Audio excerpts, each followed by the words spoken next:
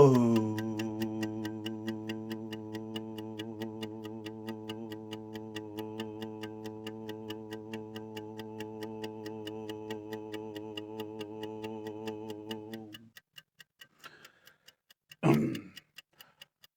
I, the pure consciousness or the sense of self-awareness.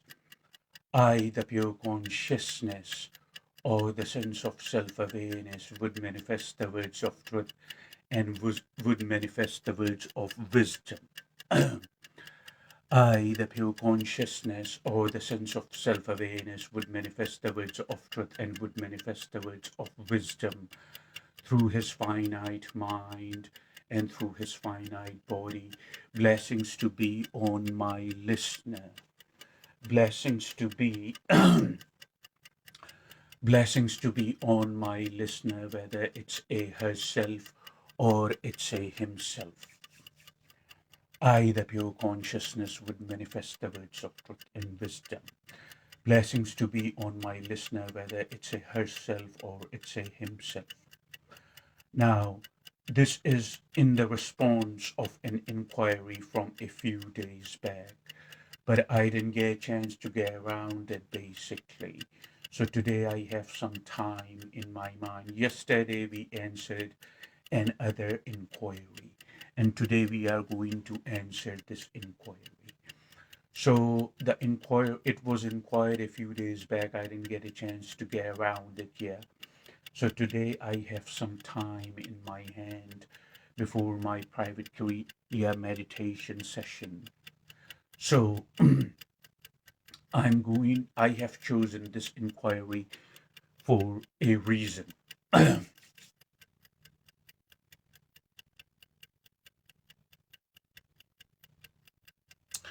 hope my voice is clear to you.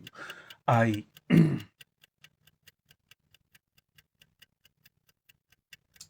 I have chosen this inquiry for a reason, and the reason is this inquiry would serve a purpose in numerous lives. No inquiry is less important, or no inquiry is more important, if you understand what I'm saying to you.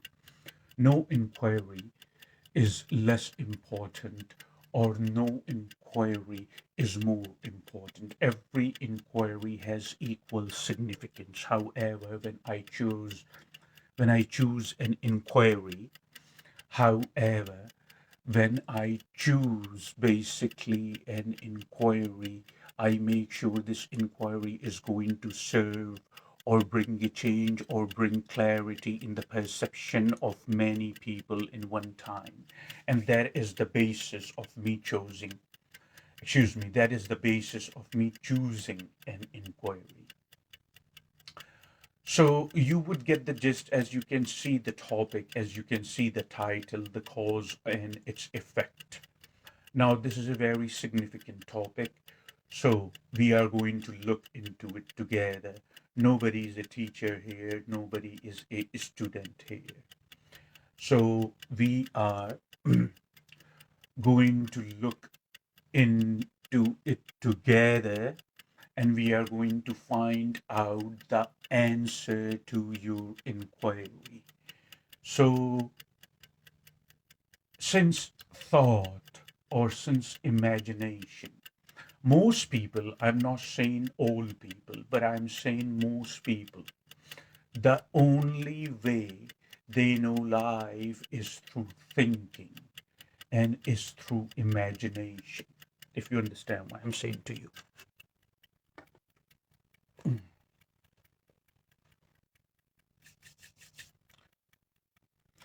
The only way the only way they know life is through thinking or is through imagination. You see, most people, I'm not saying all people, mind you, please.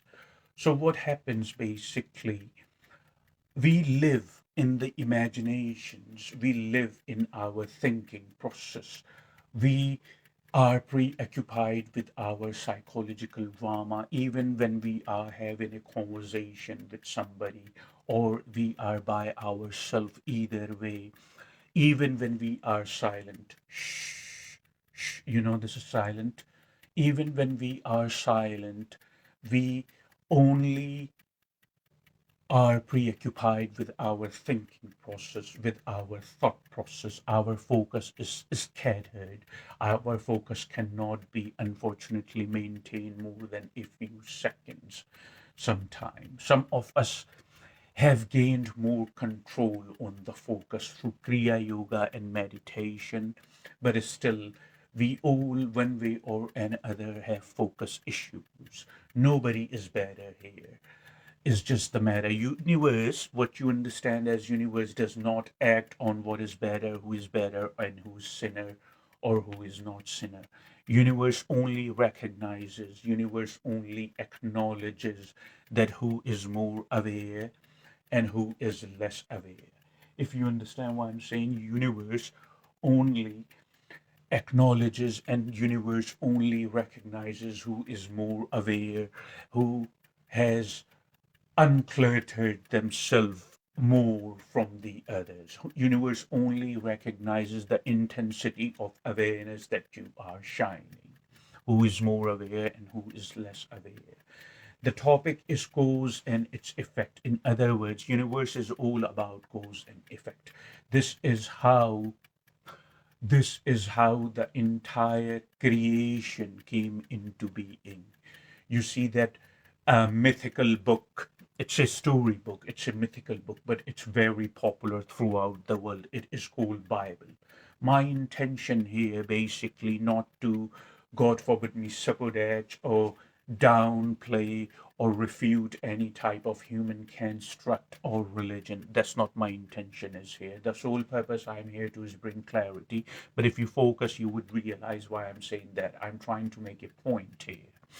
In that mythical book, in that storybook Bible that you understand, in that book, basically, there is a beautiful story. It's just a story. It has nothing to do with reality, but it is a story that Adam couldn't keep his curiosity, that Adam couldn't keep his curiosity within, and he just had to go and eat the fruit uh, from from the tree of knowledge, if you understand. And as soon as he ate the food from the tree of knowledge, the entire creation came into manifestation.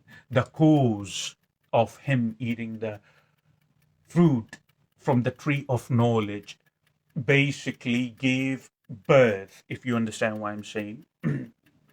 The cause basically eaten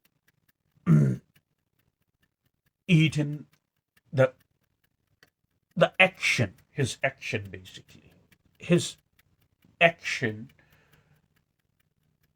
that he ate the fruit from the tree of knowledge, was the cause, and it gave birth to the entire creation. You see, it's in the mythical book, it's in the story book. This story is written in the storybook Bible, but it has nothing to do with reality. But it's a beautiful story to make you understand through an example that universe is all about cause and effect. What was the cause? That Adam ate the apple from the fruit. Adam ate the apple, the fruit from the tree of knowledge. That was his action, which caused to take which caused for the entire creation, that is the right way to put it, or much refined way, that caused for the entire creation to manifest. His action actually was the cause and gave birth, and the entire creation came into being, to make you understand that universe is all about cause and universe is all about effect. Anyway, moving on. Karma, what we understand as karma, has a huge connotation. What we understand as karma has a huge connotation. Karma is among Karma is among one of those words which are widely misunderstood or misinterpreted, if you understand what I'm saying to you. Karma is unfortunately is one of those words which among one of those words which are widely misunderstood and which are widely misinterpreted. You see, the connotation of the karma varies not only from culture to culture or place to place, demographic to demographic, religion to religion, or even from person to person. You see, a journal definition of karma encompasses a huge connotation. If you understand, karma encompasses a huge connotation. Karma is the cement, you see. Karma is the cement which attaches the being to the body. If there is no karma, there wouldn't be experiencing generating. The only reason the experience is being generated is because of the karma. Not long ago, a few minutes ago, I said to you that imagination and thought process plays a very significant role in your life. So we will make you understand through your imagination and through your thought process. You see, now imagine. Now I have made the opening. If your focus is intact and your focus is not haywire, you would get everything is interconnected, as for the most part I do or try to do at your service. Bringing clarity in human perception is the most important thing. So imagine, since the thought, there is most people unfortunately do not know life any other way than the thinking process. As we said that not long ago. Now imagine if you are a mighty powerful person. Doesn't matter what your gender is, doesn't matter what your race is, doesn't matter what your color is. Um, does not matter. These things, as I said, that these things are abstract. And these things basically do not matter in reality. These things do not matter in the bigger scheme of the nature. So forget about the color, forget about the gender, forget about the race, forget about anything. Just imagine, hypothetically speaking, in your mind. You see, you are silent. Shh. But you are imagining in your mind that you are a mighty powerful person. Now, what happens basically? You take a stone, more like a small pebble, and you throw it up to the sky. But remember, you see, I always tell you to remember the word remember.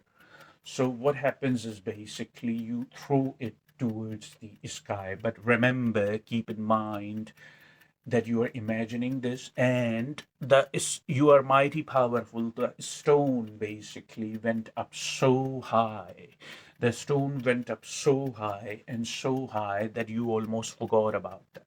If you understand what I'm saying to you, you threw a stone up in the sky, and a stone went up so high and so high that after a while you entirely and totally forgot about that you threw a stone up higher in the sky. You see, now after a while, you totally forgot all about that. And then what happens? What happens basically after a while, you forgot about that, but now gravity, you see, gravity, which actually attracts, which gravity is the force to bring anything down. That's why we are holding ourselves on the ground. Otherwise, we'll be floating around. And everybody knows that it's a small thing. That's not the point.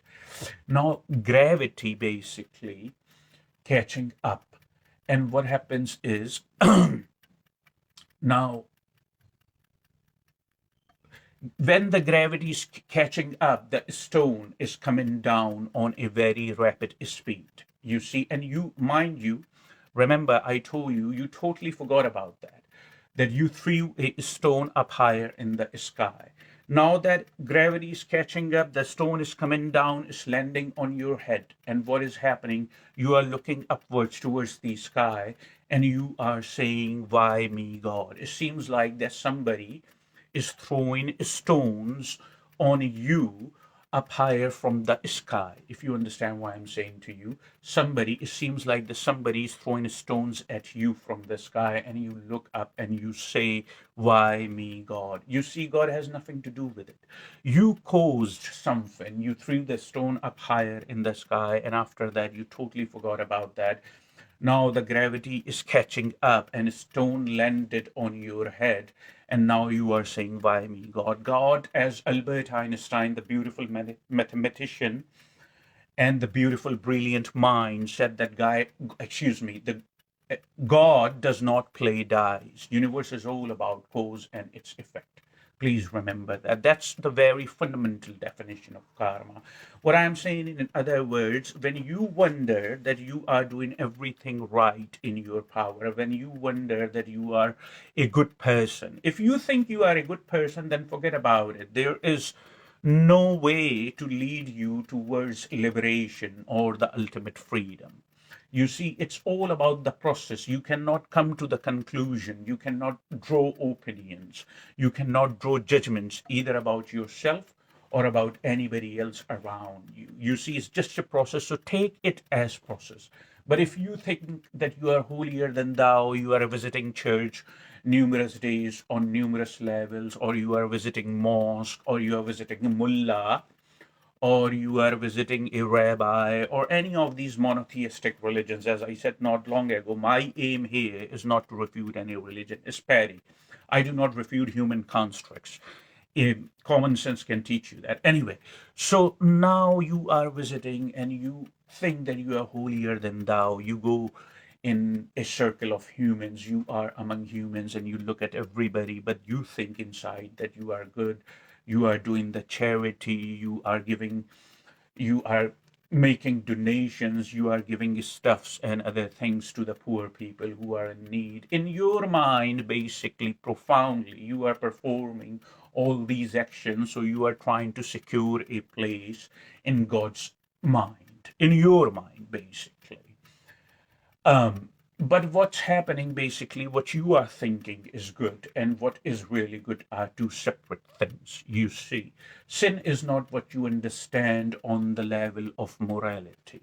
Sin, you understand what I'm saying to you, sin is not that what you understand on the level of morality. The proper and a real definition of sin would be any action that you perform which goes against your very nature without human conditioning is sin. That is the proper definition. So now you say, I'm doing everything right in this lifetime. I have been a good person. I pray to God. I do this or that. I try not to judge. All the stuffs you would verbalize, rather, that's the right correct word that I'm looking for. All these stuffs you would verbalize in your awareness, that now why God is throwing a stone on you even though you are doing everything right in your life. It's not basically what you comprehend is. You have caused something in the previous life, or the life before, or the life before, or the life before, or the life before. You see, you have no memory of that because, of course, your body is new. If your body is new, it means brain, which is an organ, a biological organ in your body. You wear your mind around you. I have mentioned that numerous times before. But brain, which is an organ, that is for the most part the memory is stored here. So what happens is the brain is new, you have no recognition, you have no acknowledgement, you have no remembrance, you see, whatever you want to call it. You have no remembrance of any of these things. So you do not remember basically that why things are being thrown at you, or why you, God forbid me, or why you are being miserable in your life, or why things are not falling together in your life. In other words, your question is, if the universe is about cause and effect, then why bad things? That's what your question is. You see, now I'm revealing your question too. That why bad things are happening to good people. You see, so the reason you think that way, because what your definition of good is and what really good is are two separate things, okay? So your question is based on your definition of good, but not what really good is. What you comprehend as good is different than what a really good is. So your definition is based on that assumption that good people I see around me, they look good, they do not react, they are not angry. How do you know? Are you sitting in somebody's mind? What do you think passive aggressive is?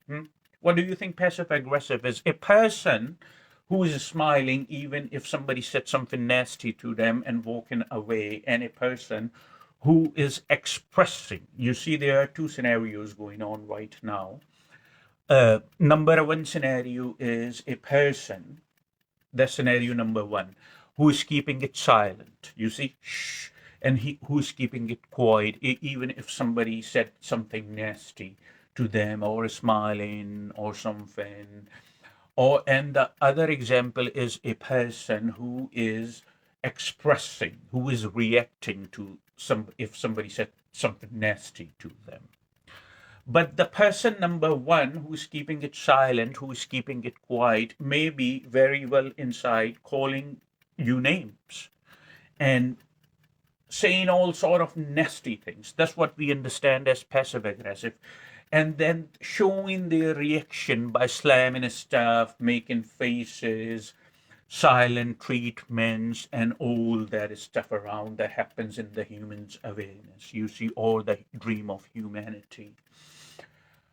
That person number one is no better than person number two, because the person number one is suffering in silence and showing the reaction in numerous different passive ways. Person number two basically is reacting to it and not keeping it inside and reacting to something nasty which has been said.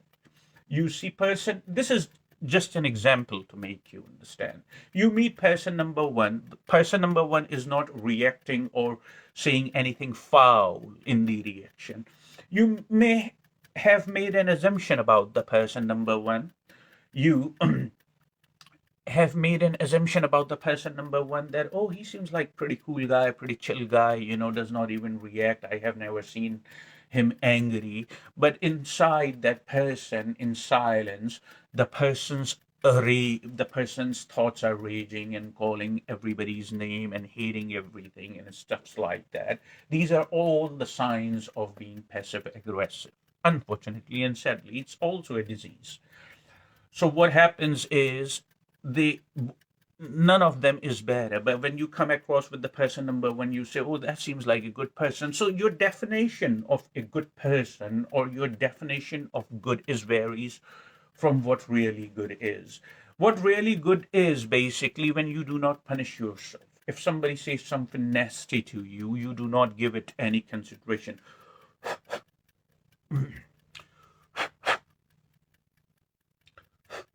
If somebody says something nasty to you, if somebody is being nasty to you, if somebody is being spiteful towards you, if somebody is showing you and using the foul language and um, nasty words and being extremely expressive and aggressive verbally and stuff like that, but you do not concern yourself. Even the person is repeating your name after every 5 seconds in the flow of that, unfortunately, all the hate. You do not concern yourself. You say, not even to the point that you say your karma is with you and my karma is with me, or not even to a point where you say, you just and how do you do that? Basically, you bring your awareness to that point, you see, by Kriya Yoga and meditation. Anyway, that's a separate topic. I'm just saying you do not personally concern yourself at all. You do not punish yourself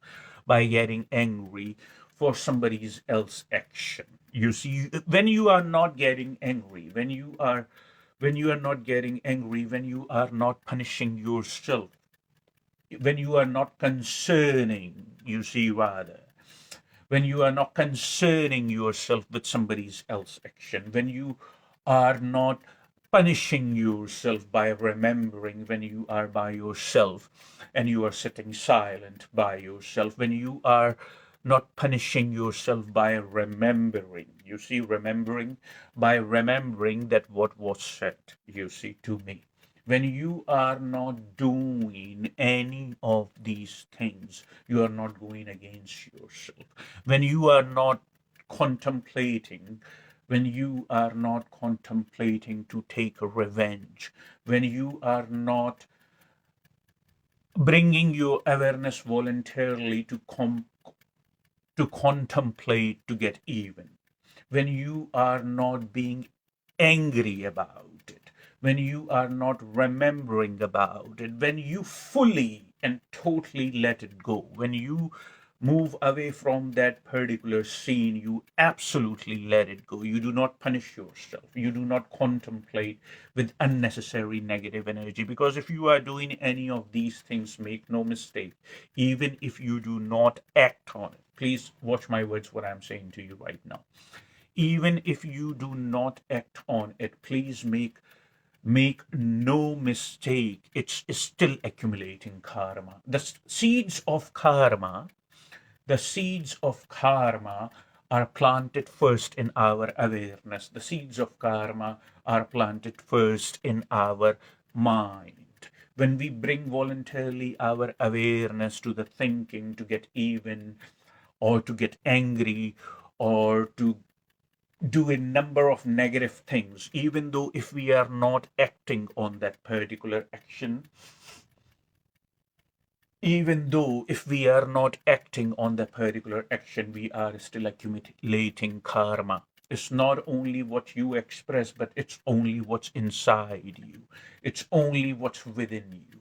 So you understand, since I started this video 45 minutes ago, that what really good is and what is good according to you, according to the standards of morality and according to the standards of society, are two separate things. So please do not say that bad things are happening to good people. Maybe they are not as good as you think they are. You see, maybe they are inside there is outside there is silence. You understand what I'm saying to you? Outside there is silence, but within there is a huge sea. The up on the surface, the sea is silent, but underneath the current is raging out, raging out of control. If you understand, raging out of control, then the person may not be that good as you think the person is, or the person is projecting herself or himself, if you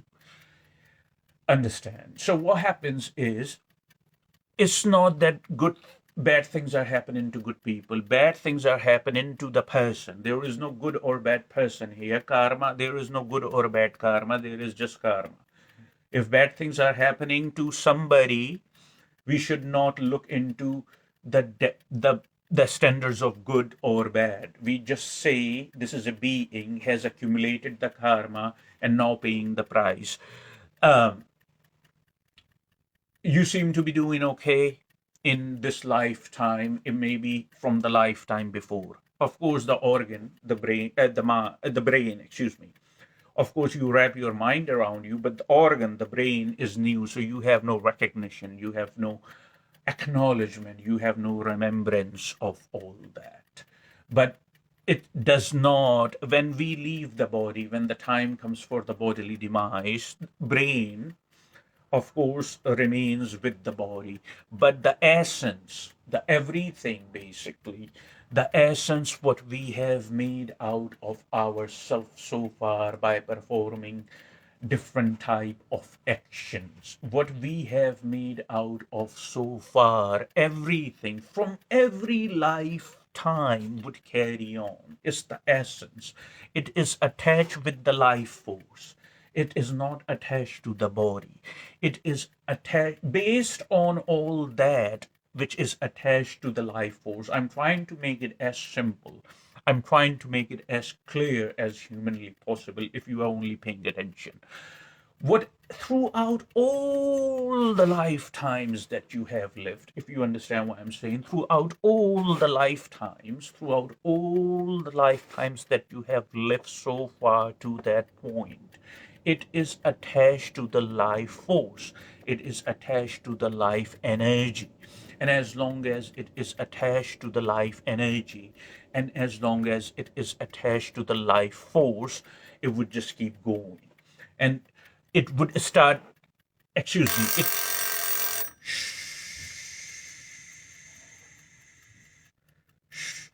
it would just keep, literally, it would just keep giving birth to the experience, and you would just keep taking the carnations, the lifetimes. You would just keep being incarnated, you see. You would just keep coming back until, unless that you have all the residue from the life energy is gone, all the karma, all the cause, what you have caused in all the lifetimes in the past, and all its effect, that what you have caused is creating, what you have caused is creating this very experience, and you would see its effect. That's what I am saying.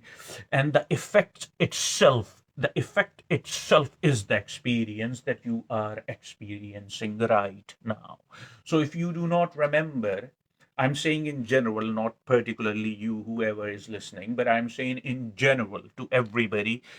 In Everybody's included here, including myself, of course. I'm in a human form. I have karma attached, just like everybody else. There is nothing superfictional happening about it. But I'm just saying to you that this is what's happening. So all the residue from the previous, all whatever the lifetimes that you have lived carries on, and it creates experience. When I say it creates experience, it means that now you are being reincarnated. You are being reincarnated to dissolve the karma. You must be alert enough through the Kriya Yoga and Kriya meditation. If you understand what I'm saying to you, you must be alert enough through the Kriya Yoga and Kriya meditation to recognize that, to know that I am here to shed the karma. You must be alert enough. Our ignorance, please remember that. Don't forget that. It's very significant for you to remember my words. Ignorance is not an excuse. You see, I was in the conversation with somebody only last October, and last October, I was in the conversation with this lady, and she was saying that, yes, I mean, we were having a conversation, and I made a point, and she said to me, yes, of course, we are not on the level of wisdom. Of course, we are not on the same. She said that, of course, we are not on the same level of wisdom and clarity in our perception as you are. So I just looked at her and I said, why not? You see, I said, why not? You see, you can give me numerous excuses, you can give me numerous reasons, you can give me numerous examples. No, I will try to do something about it tomorrow. I'll do it next 6 months. The thing with that tomorrow, next 6 months, next 6 minutes, or next 6 seconds, you see, the thing with all that is that we don't know we are going to make up to that point. If you understand, nature has made it hidden from us. Please remember and see what I'm saying. We do not know, none of us knows, none of us, that if even if we are going to make it to that point, because there is no future, there is always now. So become alert enough now. Why are you waiting for tomorrow? I'll do it tomorrow, I'll do it after I retire, I'll do it when I get to the old age, this and that, and all that excuses, you see. But sometime our time is over and we don't even realize that. And then when the time comes and we freak out and we say, oh, I need another chance. I didn't have enough time or anything like that. I need another chance. But the thing is, that's not true. Basically, you had plenty of time. It's just that you were being ignorant about it. And now your ignorant is not your excuse. Ignorant is no excuse for anybody. Our ignorance is not our excuse, okay? So start it. Start to look at it and become so alert enough become so alert enough in your life that you don't have to, that you see where you are accumulating more karma, what thought is prompting you to accumulate more karma, or where you are going to dissolve karma quickly. You see, you can even expedite the process uh, towards your dedication to Kriya Yoga and Kriya meditation and maintaining silence, creating this sufficient distance between what you essentially are and your body and your mind. You see, it's very simple. Number two is basically you ask that why we do not remember that. You see, because if we do not remember, then we may not know that if something is happening to us in the result, but we do not know the cause whenever we caused it. Why cannot we remember? If are you following the question that I just mentioned? The second part of the question, rather, that the person is asking that we must remember. So, for instance, in this moment in time, right now, right here, something is bad happening to me. Not that it's happening, but I'm just saying hypothetically, for example, right now, right here, imagine hypothetically if something is bad happening to me. So the person is saying, I must remember what did I do that this bad thing is happening to me right now. That's the person. This way I would be easily understand and I would learn my lesson without any problems. But the thing is, you see, again, as I said, our ignorance is not our excuse. You see, you should. Why cannot why cannot you be alert enough? You see, you become alert enough and you solve this problem too. Um, and there is a very rational reason for that. If you look at it a little more profoundly, if you look at it with a little more clarity, if you look at it, your memory, you see your memory only in one lifetime. Are you fully and completely able to handle it? Only in one lifetime memory. That's the logical reason I'm telling you right now. Your memory, the very memory only from one lifetime, whatever the life you have lived so far, whatever the years you have spent so far, all that, your memory only in one lifetime, are you able to handle it? That's my question to you, you see. So the answer, you know as well as I do, no, you are not. It's memory basically, which keeps people restless and drives them crazy and drives them insane. Unfortunately, of course, unfortunately. And the same memory keeps them restless and in a state, and unfortunately, it drives them nuts. They cannot rest in their mind. It's just the memory. Memory wouldn't go away. They would try a lot of things. They would try a number of things, but it wouldn't go away. Memory is not meant to go away. You see, you can create distance between you and memory. The point I'm trying to make is you cannot, you see, you cannot control or have proper control and balance on your memory of one lifetime. Now imagine all the lifetimes that you have lived. You see what I'm saying to you? This is in the response of your question. Now imagine all the lifetimes that you have lived. All you do not know, of course, you do not remember how many of the lifetimes you have lived, but all imagine all the lifetimes that you have lived. If you had the memory, if you understand what I'm saying, if you had the memory of it, of all the lifetimes that you have lived, what would happen to you?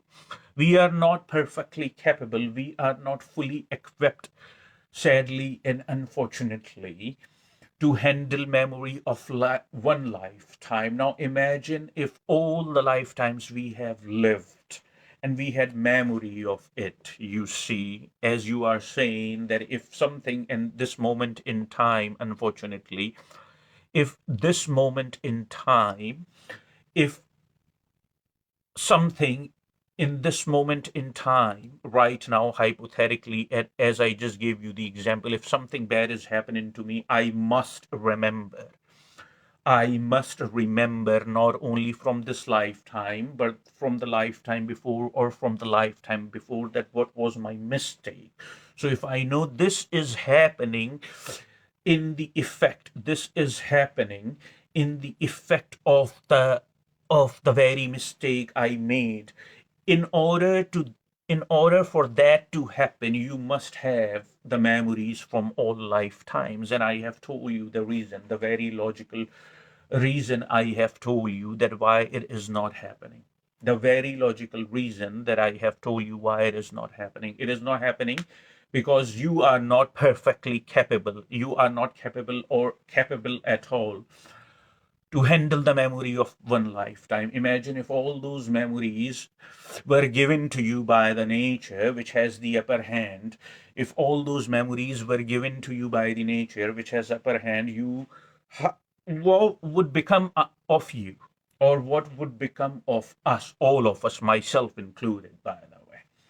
So what would become of all of us if all that was given to us? You see, there is no way we can survive that. We would crack up and everything would become a chaos. There is absolutely no way on the face of this planet Earth. There is absolutely no way on the face of the awareness. There is absolutely no way, no way, I can guarantee you, I can assure you that we would survive that. You see, we cry. It drives us insane. Unfortunately, sometimes the memories. These are all the memories of one lifetime. Imagine numerous lifetime, thousands lifetime. God knows how many lifetimes we have lived. If all that memory was accumulated in one lifetime, then forget about it. I mean, we would crack. It would become a chaos. It would just, we would lose it. It's not gonna be very pleasant. That's why it's hidden from the, by, excuse me, it's hidden by the nature from you. It is hidden by, excuse me, it it is hidden by the nature. It is hidden by the nature which has upper hand for your own sake that you do not remember. However, our arrogance and our ignorance, you see, myself included, I always include myself. As I said, nobody is better here. Some of us are more aware than others. That's the only difference. And universe only recognize who is more aware and who is less aware. Anyway, so what I'm saying to you, please ponder on it. And I'm sure I have answered your question. It's a given. I'm sure I have answered your question. And what I have said to you so far, please ponder on it. I have made it so simple and I have made it so clear that I don't think that I have left a single thing. But even if you have any confusions, even if you have any doubts, even if you have any, if you are in a state of perplex or anything, if you have in mind which still confuses you, I always encourage you to write me. Okay, and my services are free for the humankind. My services are free, and that would always remain. You see, that's why in your mind, according to the mind you have acquired, you think that bad things, according to the mind, according to the mind that you have acquired, that's why you think that bad things are happening to good people. But this is according to the mind that you have acquired. This mind has become extremely conditioned. This mind has become extremely domesticated. That's how you are asking the question like that. There is nothing wrong with that, of course. And I always ask you to encourage questions. I answered your question in such a way that you won't miss it if you've paid attention and your focus was intact during this conversation, not conversation rather, but the retreat, you wouldn't miss it. You see, because your definition of good is basically based, your definition of good is basically based on morality. Your definition, your definition of good is based on the standards of society. What really good and what your definition is good are two separate things. What you think is a good person may not be the good person. I have explained that why. May not be, or maybe. So that's why you think bad things are happening to good people, but it's not that. It's all the residue from all the lifetimes that you have lived in your past life, and why you cannot remember the cause while you are feeling the effect. Why you cannot remember? Because if we were given the memory, if we were given the memory of all those lifetimes, if you understand what I'm saying, if we were given the memory of all those lifetimes, there is no way we can survive it. It wouldn't be pleasant.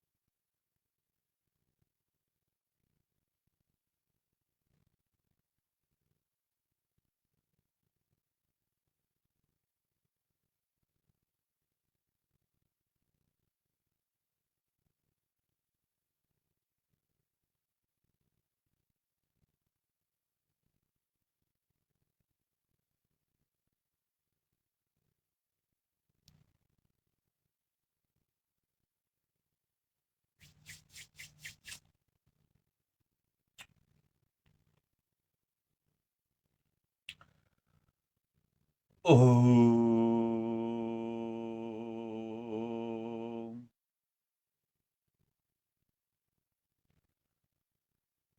Oh.